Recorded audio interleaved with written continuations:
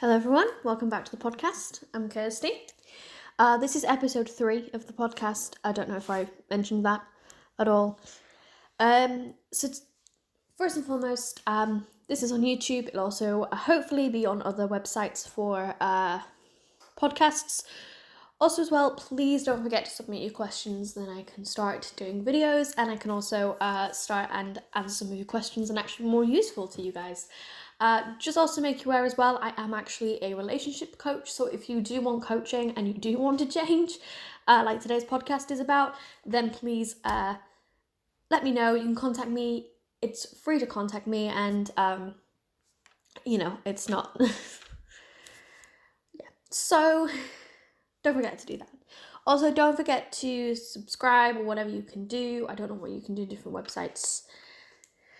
Technology is not my strong suit. But one thing that is change. I work in the field of change. I work in coaching. Coaches are all about getting a goal, making that change, making that difference, going towards something. And a coach kind of helps you through that. That's what a coach does. It's a helper. It's sort of they guide you through a point of change. No one comes to coaching and goes, I'm absolutely amazing, 100% brilliant, I know everything and anything I need to know, because it would be worthless. People go to coaching when they feel that they can't make that change, that there's just something stopping them making that change. And most of the time, it is psychological things. It's not, I know how to get to point B, I just can't. And that's why we're there to find out how they can get there. What have they already discovered, and what can they discover about themselves in order to get where they want to be? Today's podcast is on the recipe for change, and this is quite important, an important part of my job. So it's quite a bit of knowledgeability on my part about this. So let's start. So the first thing you have to know about a change is that you have to accept something will be different. I think that's what the definition of change is. That change, something will have to give. And this is something that no one ever talks about when they talk about change. You can have everything. You can have the house, you can have the kids, you can have the husband, you can have something has to give. Somewhere along that line, something has to give. And it might be your time. It might be the free time you have with your family. If you're going to spend 12 hours a day at work, compared to, I don't know what the average day is, 10, them 2 hours are going to be, that doesn't seem that much, but them 2 hours are going to be not with your children, not with your family, not with the dog, whatever else. I don't know you would have a dog when you work 12 hours, but by the by. By the way, I am actually having some tea, so if you can hear me having it, then that's fine. Okay, so change does involve a lot. It involves you understanding that life doesn't just give you everything, and that you have to work towards things, and that you have to be that change. It's not going to hand it on a plate. Unfortunately, it would be nice if it did, but it's not going to. So it involves a lot of maturity. Children don't like change. They like routine. That's how children are. And that's why as you get older, you get more susceptible to change, because you understand that the world is going to change to some degree at different points in your life, which is why very extreme changes in children, say something happens to them and their life kind of changes, maybe their parents divorce, or maybe I don't know, they go through a trauma, maybe they move like a completely different continent. I've known people do that, and it's very scary. It does take a lot of time to adapt, and children take a lot longer than adults because it's a mature thing. You do it as you mature. And I'm someone who doesn't particularly like change. I like things the way that they are. I'm one of the people that kind of grabs hold of the past in order to not make the change. But I have trained myself through gritted teeth to make changes, and that's kind of how adulting is. And when you adult, that's even a word, you are changing. You are making the difference between I'm going to sit here and stomp my feet when something goes wrong, or I'm going to sit with it and see how I can make it better. It is always a development. You're always developing through life. You're always going to find mini changes in your life, and that's how you are. So a lot of people, I'm sorry I did not do the New Year's Eve. I did not figure out about the technological side of this, and I wasn't that confident about doing podcasts to do one, but I'll kind of piggyback off that, if that makes sense. And what I would have said in that when you make a resolution, in order to stick to it, you need to first of all understand what you're wanting. Why are you doing? What is the motive behind doing it? There's no point being like, I'm gonna get fit this year. Great. For what? Why? And for a lot of people, it's like, so I can fit into my bikini. And then their holiday hits. They look very good in their bikini, but holiday hits and they come back and they chomp down till Christmas. That's not really helping. Change is something you're making. It's a mindset change. I've often thought when it comes to change, you need to step into another mindset. You're not becoming a different person. That's a completely different ballgame. You are changing the mindset behind what you are doing. And when it comes to things like people making these things like, I'm not going to eat chocolate. I don't know how people do it. I love chocolate. But, or I'm going to get more healthier, or I'm going to go to the gym more. And it kind of stops. And the reason for a lot of people it stops, usually about February time, is around about this time, is that people kind of give up. And it's not a mindset change. They've stuck to this diet. They're starving themselves. My God, the amount of people's like, I'm starving. Just eat then. Just eat good things. It's not hard.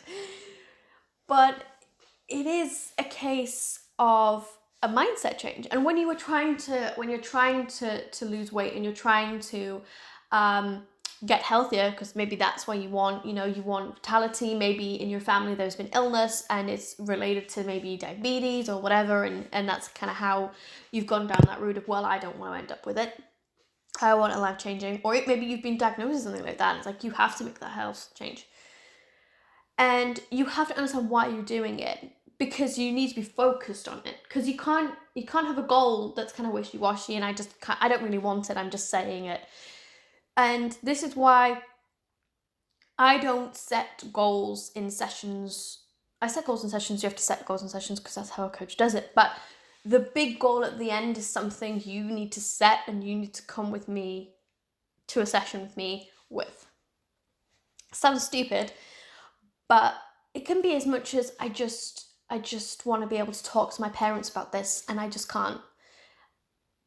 That's that's kind of that's a good goal. Yeah, we're gonna get you there. Okay.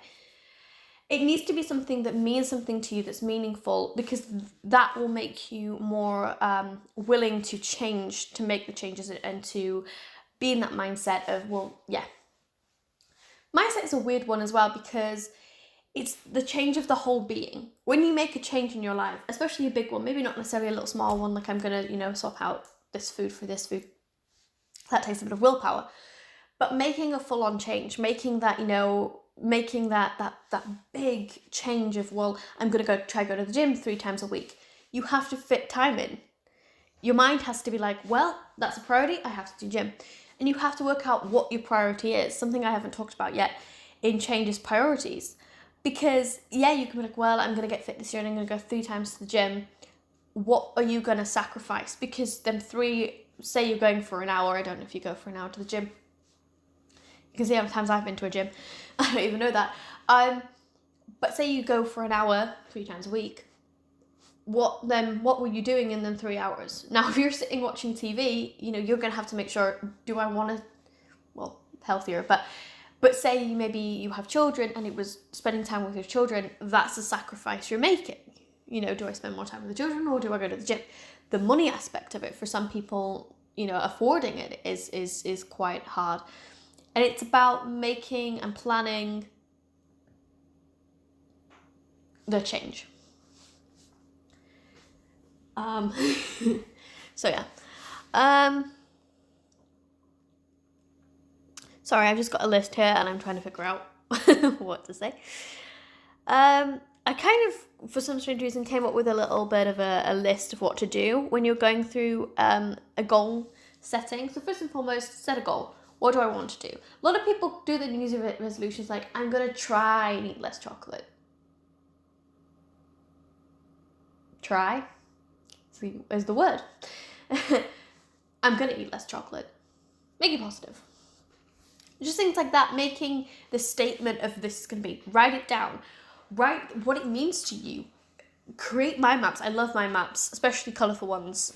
I'm quite creative. I use the left side of my brain quite often, and I love mind maps and all that sorts of things. It's how I do assignments.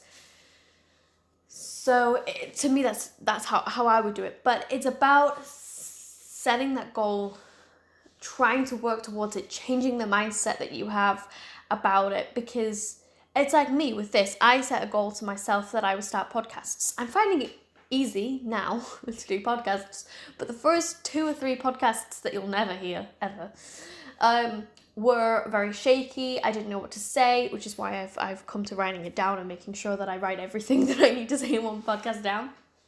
Also means that if I ever lose the podcast, I can technically record it.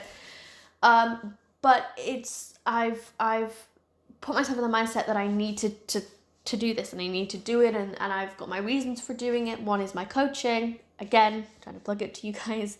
I am a coach. For my coaching, for my confidence, and it's pulling me towards doing them. And I'm finding the more I do them, the more I get used to kind of sitting down, talking to a phone, which is what I'm doing.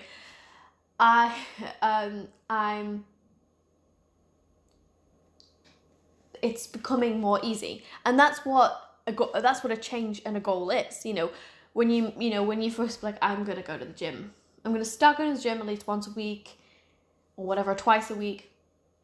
The first couple of weeks that you do it, you're like, ugh.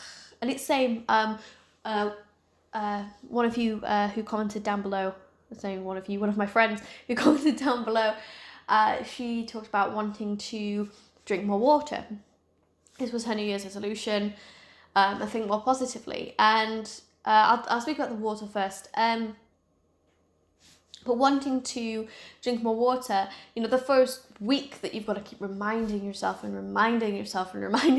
do stuff, it's hard. The first week of the change will always be the hardest. Same as, if you're ever trying to get off something, or you're trying to, people who did dry January will probably know how hard it is to get off alcohol if you're quite used to going home and having a glass of wine.